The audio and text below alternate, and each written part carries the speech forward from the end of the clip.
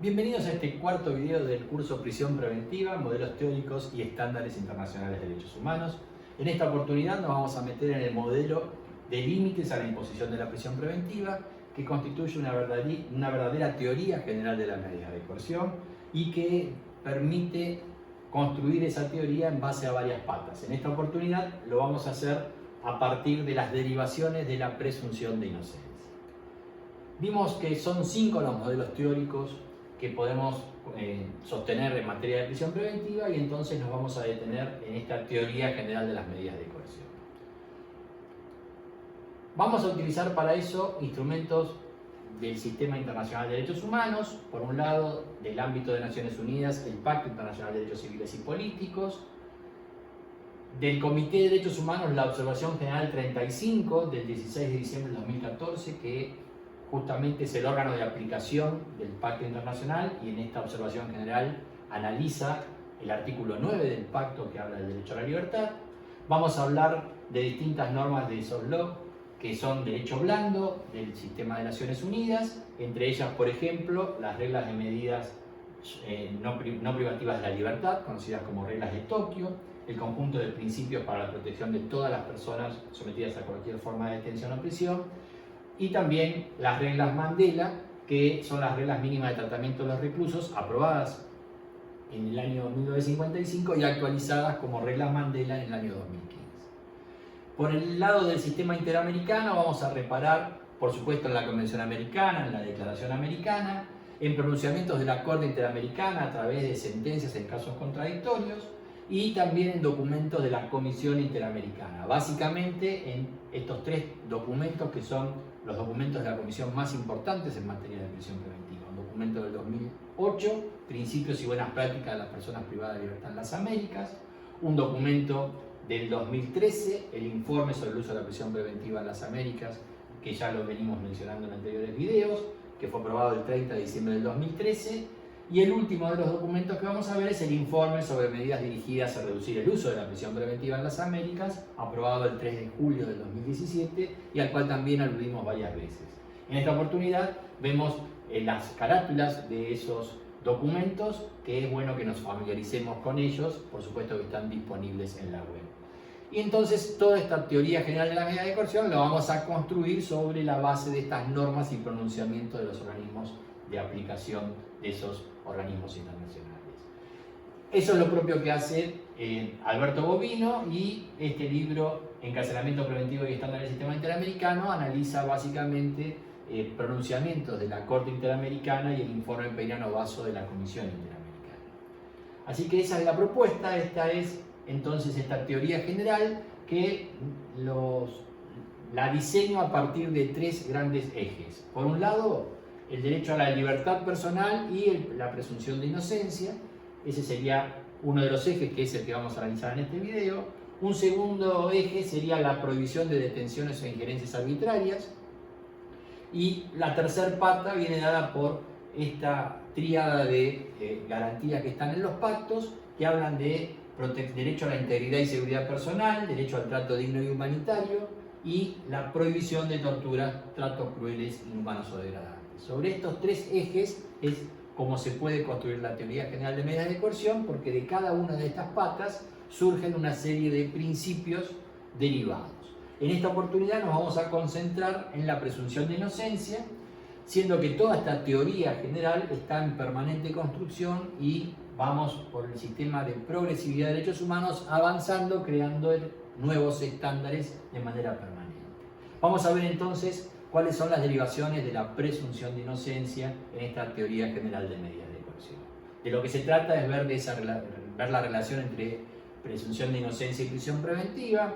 Ya en uno de los videos hemos hablado de la compatibilidad que terminan tolerando los sistemas internacionales de derechos humanos, porque tanto prevén prisión preventiva como presunción de inocencia, y entonces podemos dar como una idea central, en primer lugar, que esa previsión normativa de la prisión preventiva lleva la idea abolicionista de la prisión preventiva al plano meramente axiológico, al plano de los valores, y vemos que ese principio de inocencia entonces ha sufrido una suerte de capitis diminutio, que no fue capaz de abolir la prisión preventiva, sino, en definitiva, su única virtualidad es reducir el uso de esa prisión preventiva.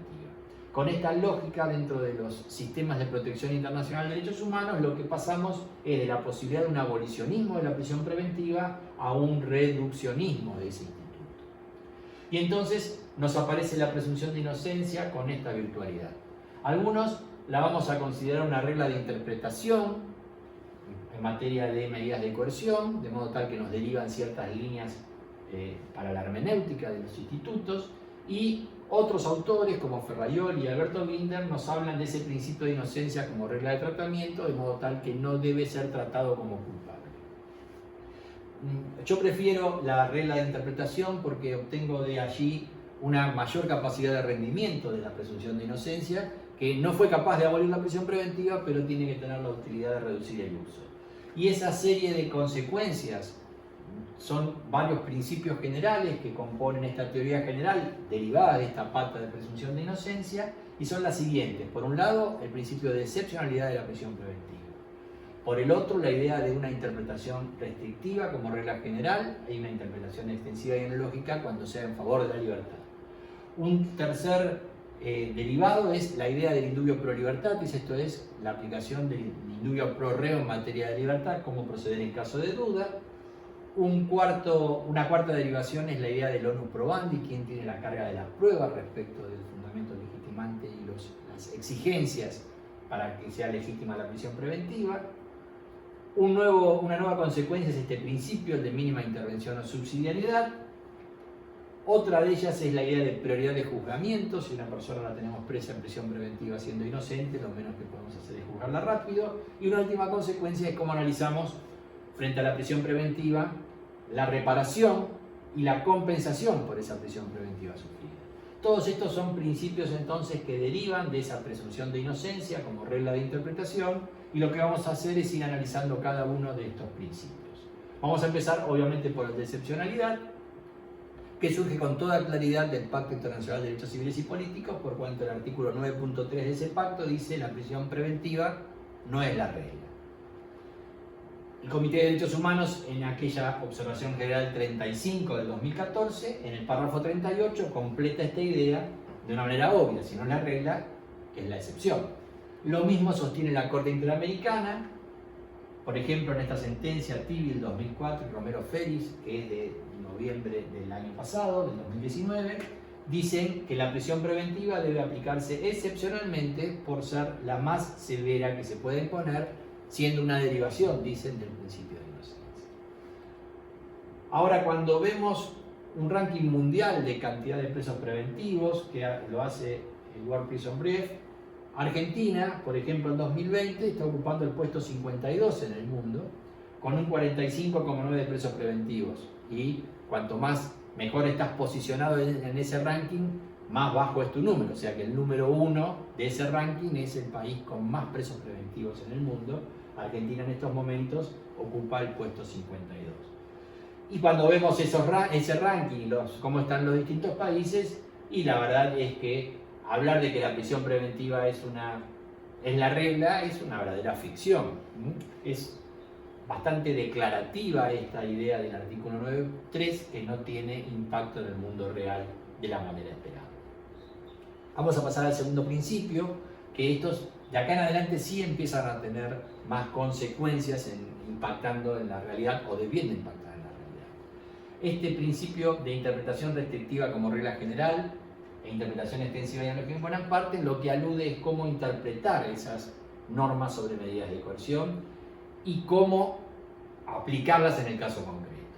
Esto aparece, por ejemplo, esta lógica aparece en los códigos, en los primeros artículos de los códigos, así por ejemplo lo hace el artículo 2 del Código LBN y el 14 del nuevo Código Federal. La idea es que la ley puede ser interpretada dentro del texto de la ley, como decía Núñez, o fuera del texto de la ley. Cuando se la interpreta dentro del texto de la ley hay dos formas de hacerlo: de manera restrictiva, muy apegado al texto de la ley, ajustado, o de una manera extensiva. Y cuando lo hacemos por fuera del texto de la ley, lo que hacemos es una interpretación analógica, esto es, la aplicación de una norma distinta que no está prevista para nuestro caso a nuestro caso, y con la posibilidad de que en el derecho procesal, a diferencia del derecho penal, la analogía no esté prohibida. Este principio lo que nos determina es que lo único que valga es la interpretación restrictiva, que en cambio la extensiva y la analógica están prohibidas como regla general, pero sí pueden ser aplicadas de manera excepcional cuando sea en favor de la libertad del imputado. Vamos a pasar a considerar el otro principio, la idea de indubio pro libertatis o indubio pro reo, cómo interpretar la duda en materia de medidas de coerción. Y en este sentido, sobre el indubio pro reo, se ha dicho que solo rige para cuestiones de hecho, no para cuestiones de derecho. Esta es la tesis mayoritaria, como por ejemplo la sostuvieron Soler y Vélez Mariconde, Francisco Dálvora y Creus, actualmente Binder y Cafera Tanores. Pero también podríamos plantearnos si no debe regir esta idea para cuestiones de derecho. Y esta es una idea que sostienen, por ejemplo, Zaffaroni y Vázquez Rossi, perdón, a la cual me sumo. Por ejemplo, uno puede aplicar esta lógica cuando hay dudas sobre la calificación menos gravosa.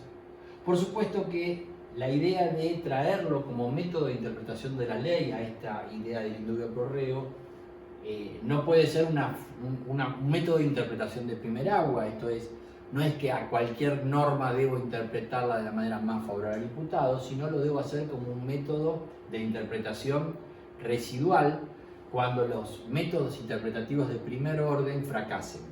Cuando aplicando el método gramatical, el teleológico, el histórico, sigo sin saber qué alcance darle, recién entonces acudo al método de interpretación subsidiario de la interpretación más favorable al imputado.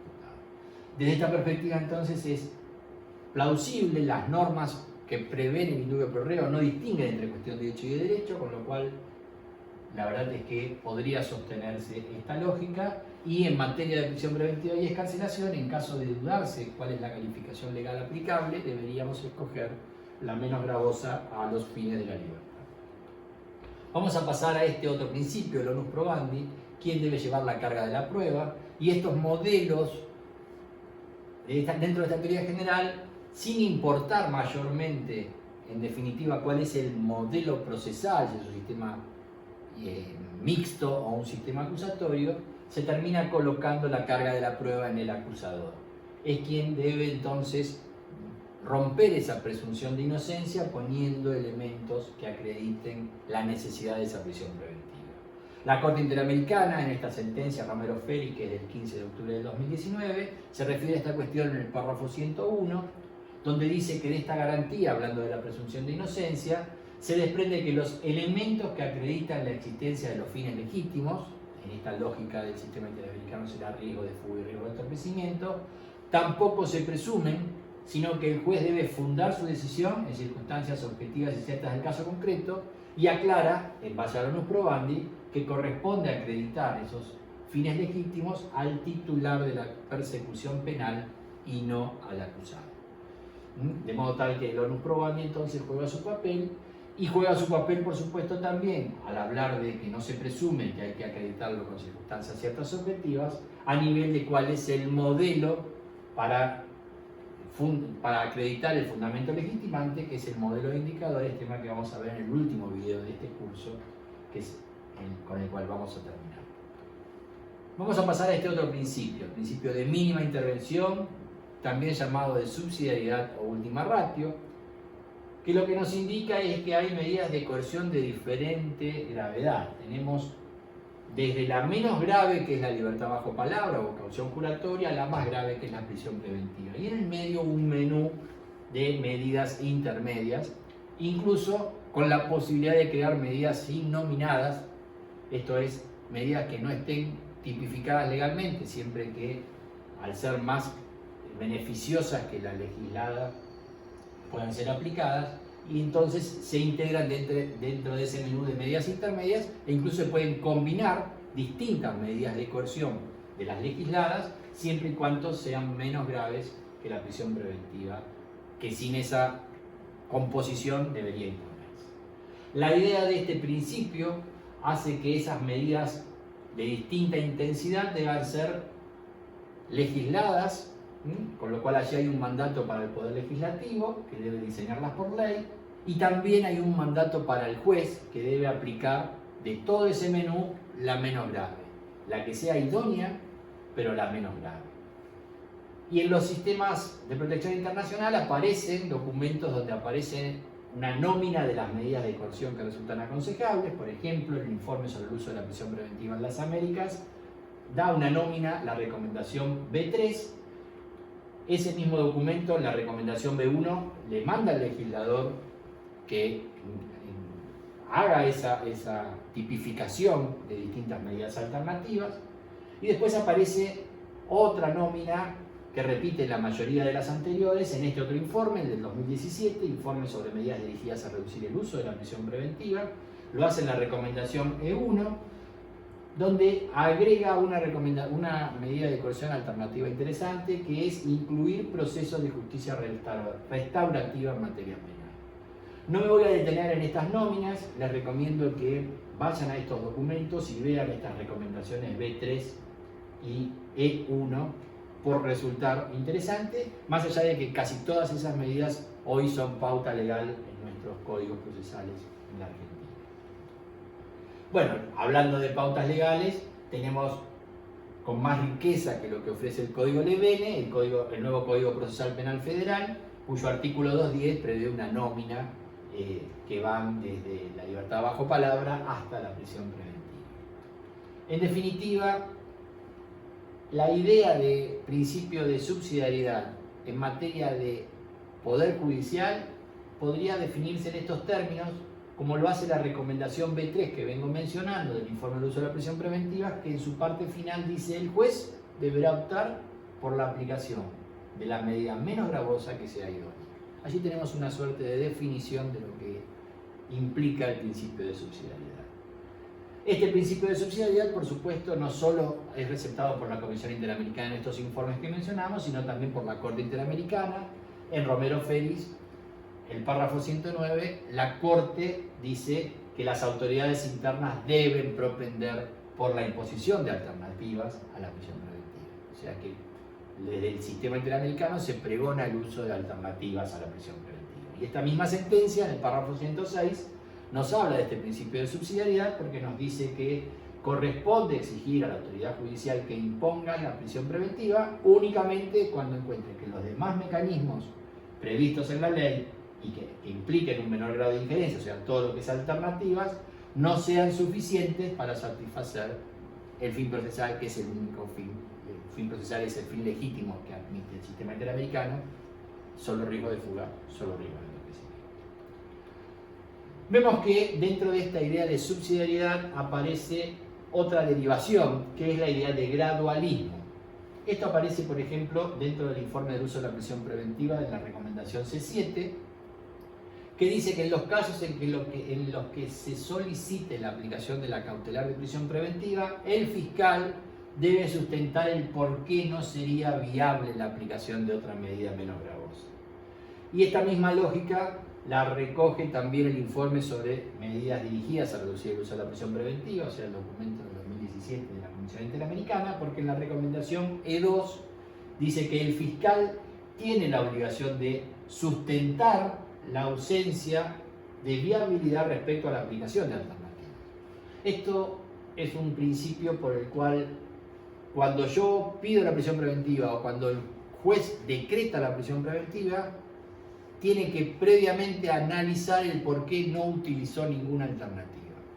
Y en buena medida, desde lo teórico parece razonable este enunciado, pero en la práctica carece de mucho sentido, porque sinceramente, si yo como fiscal pido la prisión preventiva es porque considero que ninguna de las alternativas menos graves resulta idónea para neutralizar el riesgo de fuga o riesgo de entorpecimiento dentro de la lógica del sistema interamericano.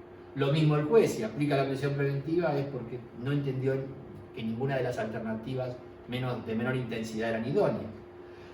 Vamos a respetar esto porque es una exigencia del sistema en principio, pero lo hacemos a través de un párrafo donde simplemente decimos que aplicamos prisión preventiva o pedimos prisión preventiva porque ninguna de las alternativas menos graves resulta idónea para neutralizar el riesgo de fuga o el riesgo de entorpecimiento, con lo cual termina siendo una suerte de párrafo de cliché sin ningún efecto práctico. Hablando de subsidiariedad, vamos a decir que la estrategia es reducir el uso de la prisión preventiva, o sea que la idea es acudir a alternativas, darle uso real a esas medidas alternativas en un mayor número.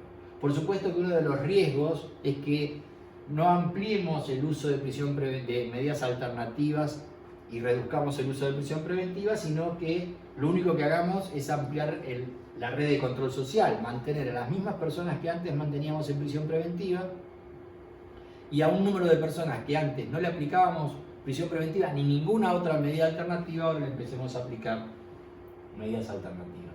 Este es un riesgo que se veía o que se ve en el uso de alternativas, respecto del cual Mathiesen ya advertía en la década del 70, y la idea no es ampliar esa red de control social, sino es sustituir prisión preventiva por alternativas.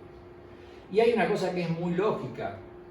Uno dispone de medidas alternativas, pero necesita tener información para poder decidirlas, información de calidad, y además que haya controles.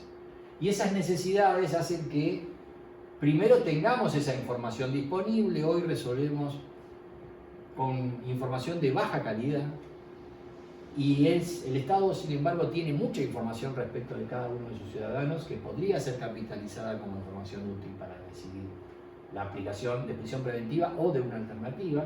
Y también es, por supuesto, muy necesario que haya estructuras de control de esas alternativas cuando se dispongan las alternativas. Porque si las alternativas no son controladas y obviamente fracasan, la sensación es de impunidad. Y esa sensación de impunidad tiene un costo reputacional para el Poder Judicial, para el sistema de administración de justicia en general. Y estas necesidades hoy aparecen en principio como una buena idea de ser satisfechas a través de estas organizaciones, las OMAS, las Oficinas de Medidas Alternativas y Sustitutivas de la Prisión. Estas oficinas lo que hacen es justamente recolectar información de calidad y ponerla a disposición de las partes a la hora de discutir la procedencia o no de una prisión preventiva o medidas alternativas, y cuando se deciden medidas alternativas, esta misma organización tiene la segunda función, que es la de supervisión del cumplimiento de la medida alternativa y dar alertas tempranas en caso de que se estén incumpliendo para corregir esa medida de coerción alternativa hasta la posibilidad de cambiarla, mutarla por una prisión preventiva. El sistema interamericano recomienda la implementación de OMAS, hay varios países en la región que ya las tienen. El Código Federal, que ahora está vigente en Salta y Jujuy, prevé la creación de este instituto que va a ser operativo para resolver en audiencias, que va a dar la información para que se pueda resolver en las audiencias de medidas de coerción. Pero bueno, el problema eterno en nuestros sistemas es que después en las implementaciones suele no volverse operativo porque no se la logra implementar, más allá de que se termine implementando el código. Aparece entonces este instituto como una cuestión interesante para explorar y pelear por la efectiva implementación. Vamos a pasar entonces a otro de los principios, la idea de prioridad de juzgamiento, sobre todo en sistemas que son lentos como el nuestro en cuanto a dar respuesta a los juicios. Respecto de esta idea de prioridad de juzgamiento se pronuncia el Comité de Derechos Humanos en la Observación General 35, donde en el párrafo 37 dice que las personas que no sean puestas en libertad en espera de juicio, o sea que permanezcan en prisión preventiva, deberán ser juzgadas lo más rápidamente posible en la medida en que ello sea compatible con su derecho de defensa.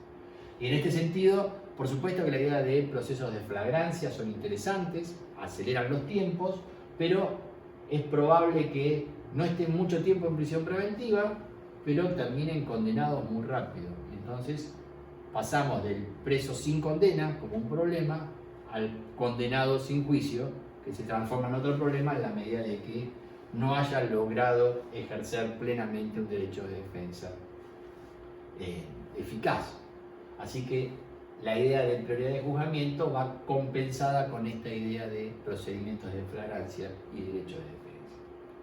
La misma idea de prioridad de juzgamiento aparece también en el ámbito del sistema interamericano. En el informe sobre el uso de la prisión preventiva, la recomendación C2 justamente habla de otorgar prioridad a la celeridad de trámite de los procesos penales con personas mantenidas en prisión preventiva. Pasaremos ahora, bueno, y la reitera también el informe del 2017 en la recomendación I1. Vamos a pasar ahora a otro de los principios, el último de estas derivaciones de presunción de inocencia, que es reparación y compensación por la prisión preventiva sufrida. En primer lugar, la compensación vendría dada por el cómputo del tiempo sufrido en prisión preventiva al momento de la pena, que la recomendación C17 del informe del uso de la prisión preventiva en las Américas exige que se compute. Por supuesto que esto tradicionalmente es así, nuestro artículo 24 así lo menciona, pero la lectura del artículo 24 también nos dice que si se impone pena de reclusión, se van a considerar 2 días de prisión preventiva que valen 1 día de reclusión, por lo cual ahí no hay equivalencia. Claro que nuestra Corte Federal, en el caso Méndez, Nancy, Noemí, ya señaló que la pena de reclusión a estos efectos está abrogada. Y después teníamos esto que ya no nos rige, que fue con la ley 24390, la imposición de la regla del 2 por 1 para la prisión preventiva que excediera un plazo razonable. Todo lo que excediera los 2 años de prisión preventiva, si se mantenía prisión preventiva luego de los 2 años, ese periodo que superaba los 2 años se computaba 2 por 1, de modo tal que 2 días de prisión preventiva valía 1 de prisión como condena. Claro que con la ley 25430 esto fue derogado, modificando la 24390 en el 2000.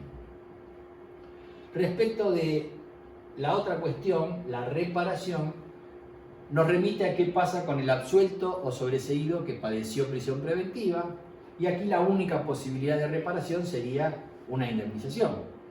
No hay normas en los instrumentos internacionales de derechos humanos que obliguen a esto.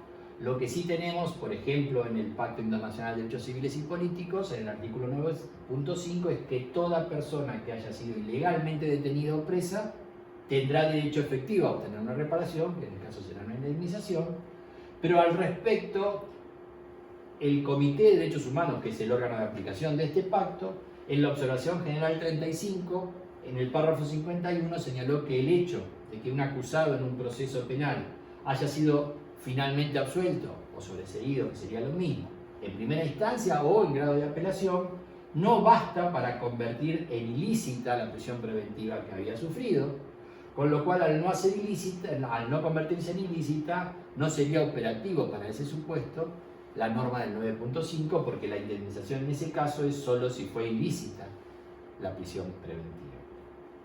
En definitiva, desde el ámbito de Naciones Unidas parece ser que la indemnización no se impone, pero parece distinta la solución que nos propone el sistema interamericano.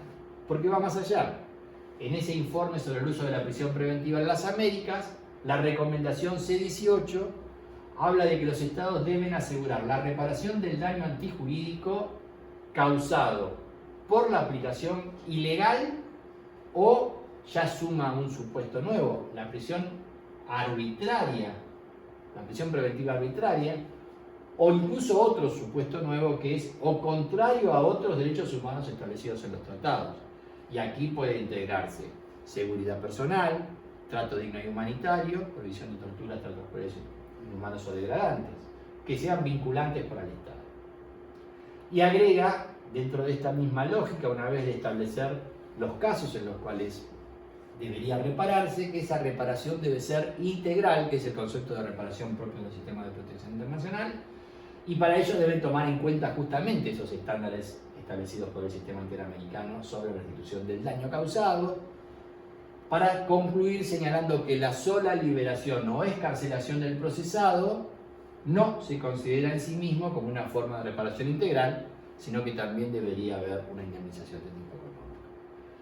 Vemos entonces que el tema reparación está enfocado desde distintas ópticas, o parece estarlo desde el sistema de Naciones Unidas y del sistema interamericano, que parece más garantista. Hemos visto entonces todos estos principios en este video, todos derivados de esta idea de presunción de inocencia como regla de interpretación. Señalaba al principio que también hay autores como Ferraioli o Binder que lo consideran regla de tratamiento a la presunción de inocencia. Y allí podemos tener ciertas consecuencias, por supuesto, por ejemplo, separación condenados procesados, todo lo que tenga que ver con derechos conservados, solo limitado a la privación de libertad. Un caso emblemático de esto son los derechos políticos. Y para el procesado, obviamente, el ejercicio del derecho de defensa es crucial y entonces tiene que tener tiempo y medios para preparar su defensa. Y allí otra vez volvemos con la idea del juicio abreviado, el proceso de flagrancia, donde los tiempos son básicamente muy breves. Tener derecho a ser visitado por el abogado y además en condiciones de confidencialidad. En fin, una serie de principios derivados, pero como mencioné, yo les extraigo mayor capacidad de rendimiento a la presunción de inocencia como regla de interpretación más que como regla de tratamiento. Hasta aquí hemos llegado entonces con este video, que lo que nos habló es de las derivaciones de la presunción de inocencia en la teoría general de medidas de coerción. En el próximo video vamos a empezar a meternos en otra de las patas de esta teoría general, la prohibición de detenciones arbitrarias contra la prisión preventiva. Si el tema es de interés, por favor, suscríbase al canal.